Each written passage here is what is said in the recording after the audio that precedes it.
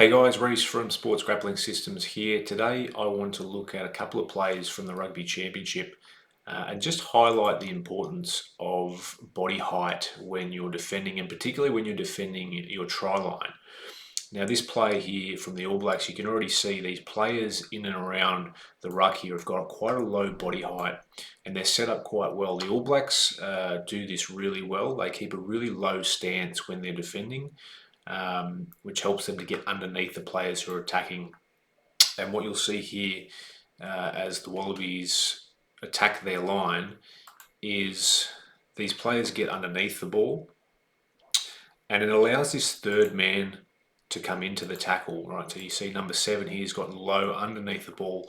You notice his head is lower than the attacking player's head.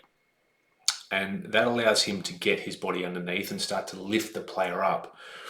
Now, as that tackle progresses, you can see this third man here comes in and puts his body underneath the ball. So he wraps up the ball and gets his body underneath to protect it and stop it from getting to the ground.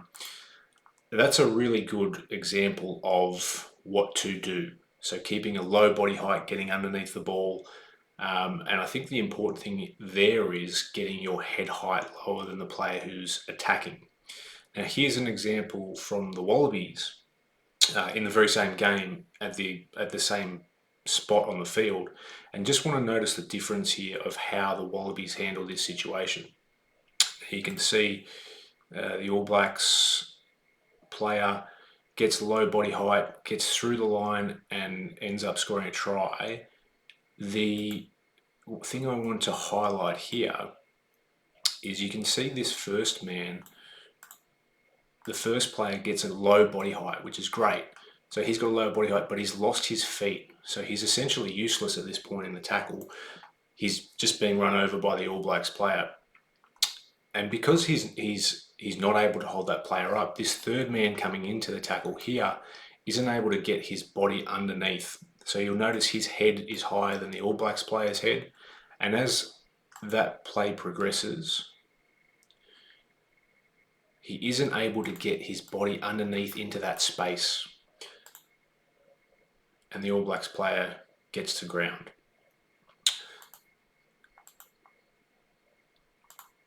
Now, the third example here from the Wallabies versus Argentina game a couple of weeks ago.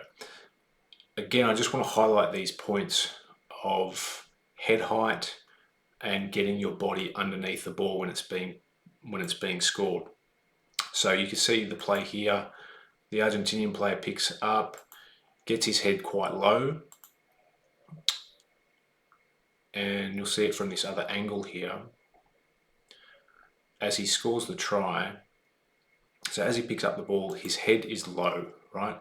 You can see his head is much lower than the Wallabies players, and that allows him to get through the line.